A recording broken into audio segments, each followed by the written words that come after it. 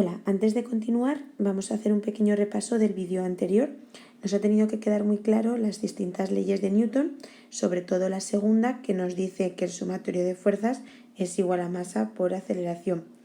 De aquí lo que tenemos que saber hacer es de un cuerpo poder dibujar todas las fuerzas existentes para poder calcular este sumatorio. Entonces, uno de los ejemplos que vimos en el vídeo anterior son cuerpos que están apoyados, por ejemplo, sobre una superficie horizontal. Entonces sabemos que todos los cuerpos van a tener un peso que es hacia abajo, y luego por estar situados en una superficie horizontal vamos a tener una normal, ¿vale? Que es una fuerza que contrarresta este peso para que en este eje no haya movimiento. Entonces luego cualquier tipo de fuerza que aparezca en el eje X será lugar a que dé esta aceleración, dando un movimiento rectilíneo uniformemente acelerado. A continuación tenemos el movimiento en un plano inclinado liso. Es decir, nosotros tenemos un cuerpo que está en un plano inclinado con un cierto ángulo alfa de inclinación. Entonces, lo primero de todo en este tipo de ejercicios, lo que vamos a pintar de nuevo son las fuerzas, ¿vale? Entonces, tenemos por un lado el peso, que sabéis que siempre es perpendicular y hacia abajo, que será masa por la gravedad. Lo que pasa que, como veis que está en un plano inclinado, lo que vamos a utilizar es nuestro sistema de referencia ligeramente inclinado. Es decir, que nuestro eje Y estará aquí y el eje X estará aquí.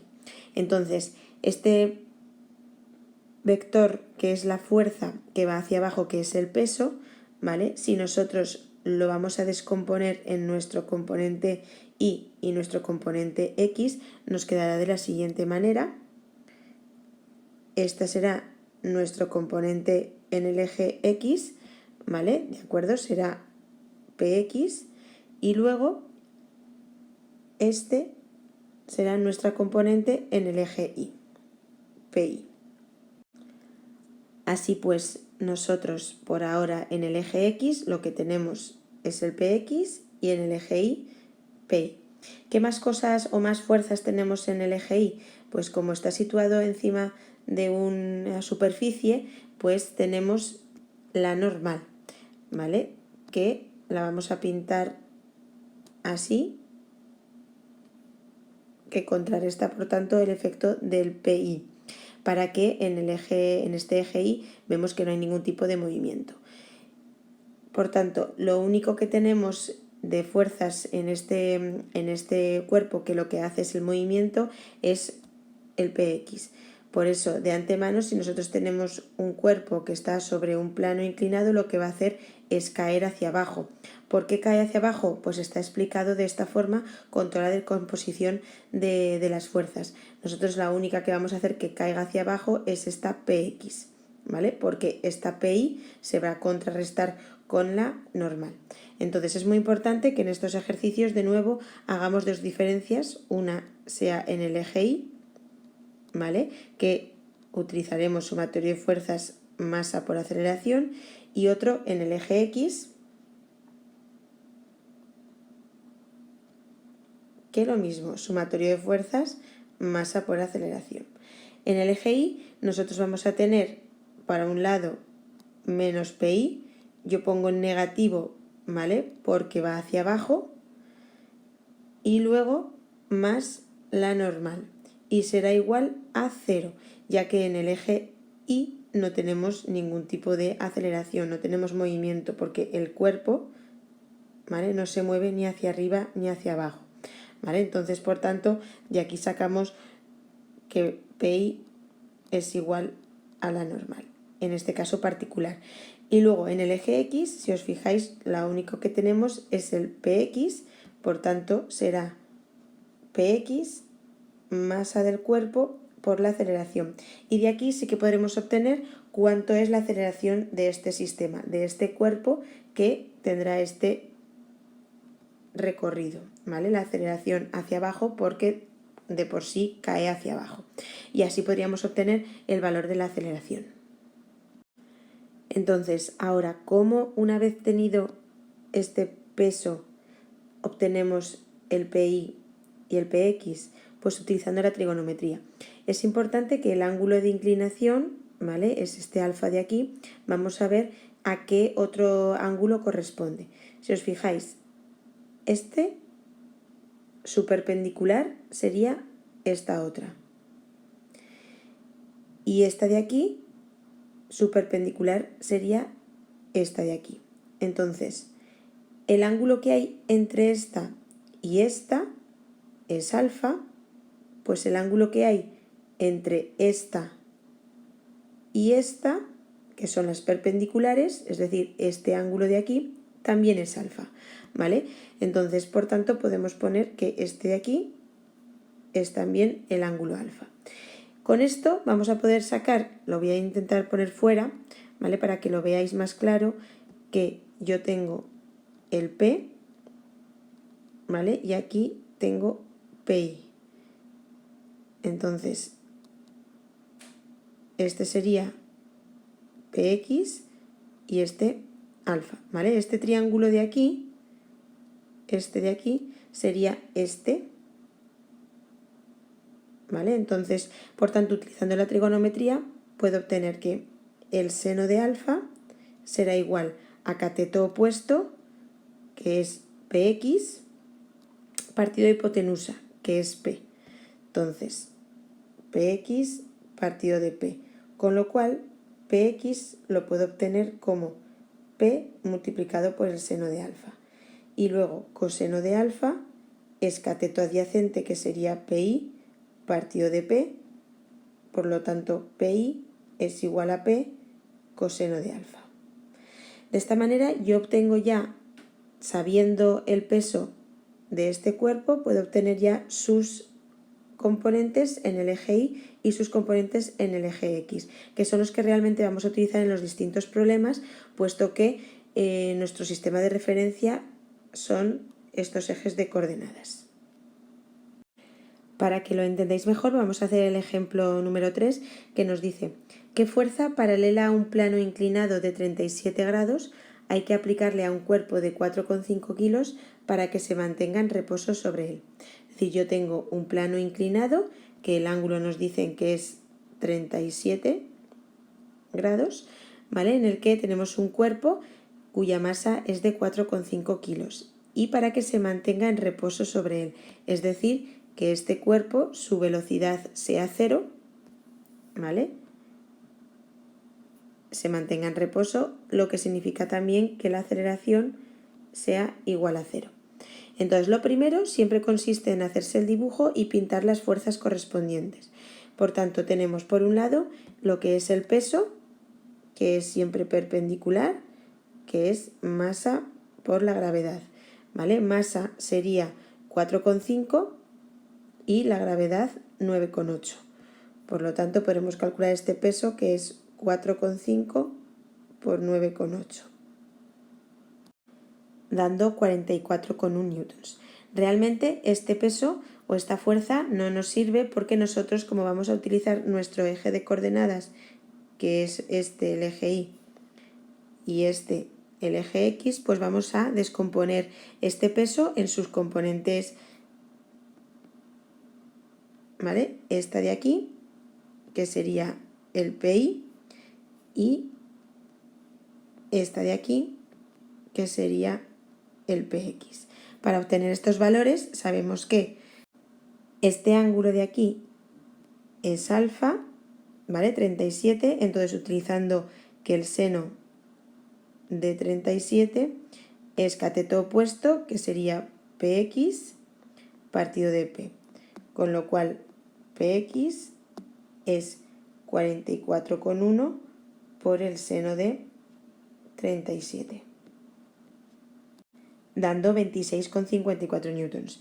Y luego, para obtener el valor del PI, coseno de 37, que es cateto adyacente, PI partido de P, entonces PI es 44,1 por el coseno de 37, que es 35,22 newtons. Vale, una vez que ya tenemos sus componentes en los dos ejes, ¿qué más fuerzas tenemos? Tenemos por otro lado la fuerza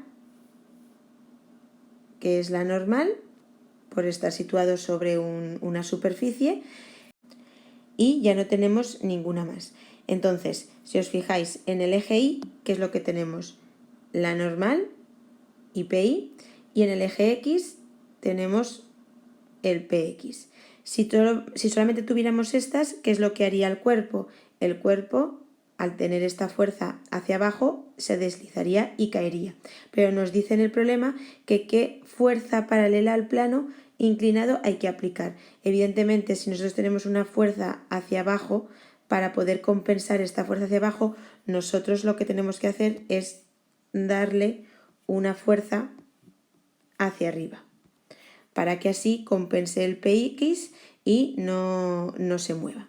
Entonces, en el eje Y tendremos sumatorio de fuerzas masa por aceleración, y en el eje X exactamente lo mismo, sumatorio de fuerzas masa por aceleración. Como lo que nos preguntan es la fuerza paralela, nosotros sabemos que estamos en el eje X, por lo cual sería F menos Px igual a 0. ¿Por qué pongo igual a 0? Porque la aceleración en el eje X es 0. Ya hemos dicho que este cuerpo tiene que mantenerse en reposo. Entonces, por tanto, aceleración igual a 0. Por tanto, la F será igual a Px, y en este caso, como ya lo habíamos calculado, directamente tenemos que es 26,54 newtons. Entonces, dando un valor a esta fuerza de 26,54, compensamos el Px y por tanto este cuerpo se mantiene en reposo. Si os fijáis, en este caso no hemos utilizado para nada en el eje Y, porque no nos han pedido ni cuánto vale la normal, etc. Así que tenéis que hacer la diferencia entre los dos ejes y ver qué es lo que preguntan para poder obtener el valor correspondiente. Igual, otra de las preguntas que os podéis hacer, que he hecho en el eje X, tenemos que he puesto F positivo y el Px lo he puesto negativo. Realmente aquí en este ejercicio daría exactamente igual, porque al final, como es igual a 0, las dos tienen que ser iguales. Pero si sirve como consejo para los siguientes ejercicios, vosotros lo que tenéis que considerar en primer lugar es hacia dónde es el movimiento de este cuerpo. Imaginaros que, por ejemplo, fuera este movimiento hacia abajo, ¿vale? Que tuviera una aceleración hacia abajo. Pues todo lo que está en ese mismo sentido se consideraría positivo. Por ejemplo, aquí en este caso lo he hecho justo al revés, ¿vale? Pero daría exactamente igual, puesto que las dos son iguales, ¿vale? Yo podría haber puesto, por ejemplo, aquí que esto es más Px y esto menos F, ¿vale? Porque sería absolutamente el mismo resultado, ¿vale? Entonces, en este caso, porque es igual a 0.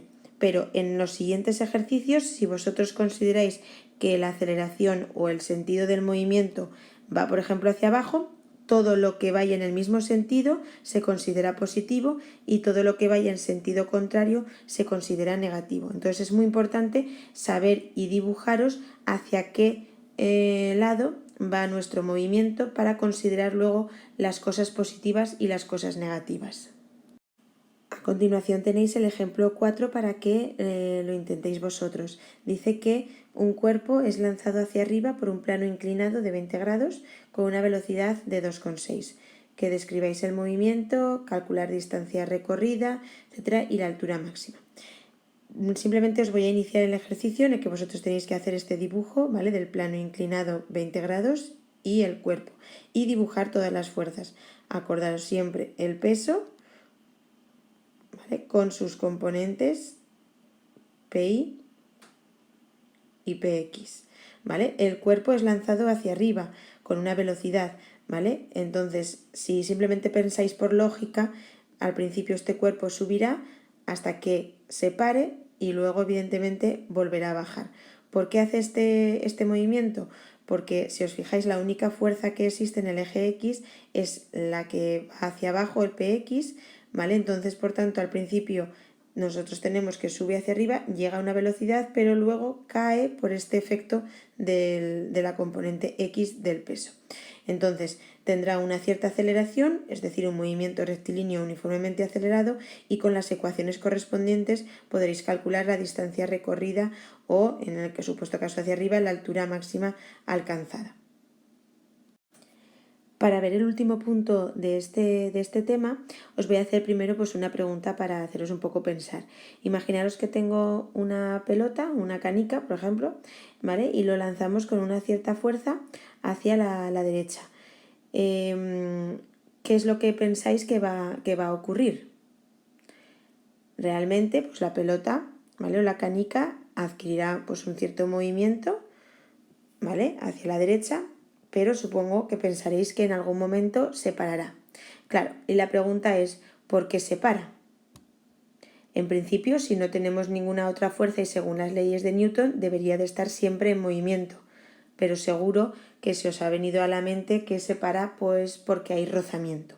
¿Vale? Pues entonces lo que vamos a introducir en este nuevo punto, nuevo apartado, va a ser estas fuerzas de rozamiento. ¿Qué es eso del rozamiento? No es lo mismo, evidentemente, que tengamos una superficie, por ejemplo, que sea hielo, ¿vale? Imaginaros hielo, que sabéis que el rozamiento es bastante pequeño, o que por ejemplo esta superficie sea pues una superficie rugosa de piedras, ¿vale? Que entonces el rozamiento es muchísimo mayor y la canica pues se pararía muchísimo antes. Entonces vamos a definir bien lo que es la fuerza de rozamiento y cómo la vamos a considerar en nuestros ejercicios. Entonces, las fuerzas de rozamiento, ¿vale?, aparecen, muy importante, cuando dos cuerpos están en contacto. Siempre que haya dos cuerpos que estén en contacto, pues va a aparecer una fuerza de rozamiento. Se dan entre sólidos, entre sólido y líquido y entre sólido y gas. Solo vamos a estudiar en estos casos la fuerza de rozamiento entre sólidos, ¿vale? Aunque también son muy importantes el rozamiento con el aire o con el agua. Entonces, en algún ejercicio pueden que nos digan cuánto vale la fuerza de rozamiento con el aire o con el agua, ¿vale? Pero por la mayoría, el 90% de los ejercicios, va a ser fuerzas de rozamiento entre dos cuerpos sólidos. Entonces, ¿qué características tiene esta fuerza de rozamiento?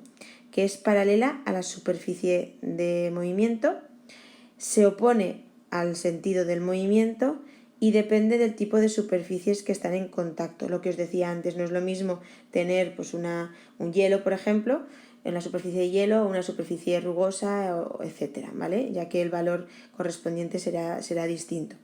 No depende del área de superficie de contacto, es decir, imaginaros que es una canica que tiene un contacto muy pequeño con una superficie plana, como si fuera, por ejemplo, pues un cuerpo muchísimo más grande, ¿vale? No es, es independiente de esa superficie de contacto. Y es proporcional a la normal, ¿vale? A la componente normal, a la que antes habíamos visto en los planos inclinados o en los planos horizontales, que es la fuerza que se obtiene hacia arriba, ¿vale? Entonces, para hacerlo más claro, imaginaros que yo tengo un cuerpo que está situado sobre un plano, un plano horizontal, y que se mueve hacia la derecha. Entonces, si se mueve hacia la derecha, va a aparecer, como tenemos una superficie de contacto, ¿vale?, que es esta de aquí, entre lo que es nuestro cuerpo y esta superficie, pues va a aparecer una fuerza de rozamiento, que esta fuerza de rozamiento se va a oponer, ¿vale?, en el sentido contrario al sentido del movimiento. Será esta la fuerza de rozamiento. ¿Y cómo se calcula esta fuerza de rozamiento? Pues esta fuerza de rozamiento será mu por la normal. ¿Qué significa este valor de mu? Este valor de mu es característico de la superficie, lo que os decía. No es lo mismo tener hielo que tener una superficie rugosa de piedras, de barro o de cualquier otro material. Entonces, claro, para poder calcular la fuerza de rozamiento tenemos que calcular la normal. ¿Dónde está la normal dibujada en este caso? Acordaros que el peso aquí va hacia abajo y la normal es hacia arriba. Entonces, una vez calculado la normal, podremos calcular la fuerza de rozamiento simplemente multiplicando por este coeficiente que se denomina coeficiente de rozamiento y que es característico de cada material. O bien nos lo darán dado por la superficie que sea, o bien nos lo preguntarán en el ejercicio dándonos otros datos. Para que veáis otro ejemplo con fuerza de rozamiento, imaginaos que ahora tenemos un plano inclinado, un cuerpo, voy a dibujar todas las fuerzas que haya. Peso, su componente Y, su componente X, la normal. Hasta aquí sería si nos dijeran que la superficie no tiene rozamiento, ¿vale? O simplemente rozamiento nulo, que muchas veces aparece así en los ejercicios. Pero si en algún otro apartado pone que tenemos un coeficiente de rozamiento, pues entonces hay que ver hacia dónde se moverá este cuerpo. Si os fijáis simplemente por las circunstancias, veréis que se mueve hacia abajo, por tanto la fuerza de rozamiento se opone y será hacia arriba. Entonces, cuando nosotros consideremos en el eje X sumatorio de fuerzas masa por aceleración, pues tendremos que tener en cuenta, por un lado, el peso en X y por otro lado, la fuerza de rozamiento. Como hemos determinado, por ejemplo, que el cuerpo va hacia abajo, es decir, que el movimiento es hacia este sentido, vamos a considerar que en el eje X esto es positivo y esto va a ser negativo. Entonces sería Px menos fuerza de rozamiento masa por aceleración. ¿Cómo se calcula esta fuerza de rozamiento? Sería mu por la normal. ¿Y cómo calculamos esta normal? Pues tendríamos que acudir al eje Y y de nuevo sumatorio de fuerzas masa por aceleración. En este caso, como la aceleración en el eje Y es nula, porque no se mueve el cuerpo ni para arriba ni para abajo, tenemos que Pi sería igual a la normal. Pi igual a la normal. Calculando, por tanto, Pi con trigonometría, podemos calcular la normal. Una vez que calculamos la normal, podemos calcular la fuerza de rozamiento y luego introducirla aquí para calcular finalmente la aceleración del sistema.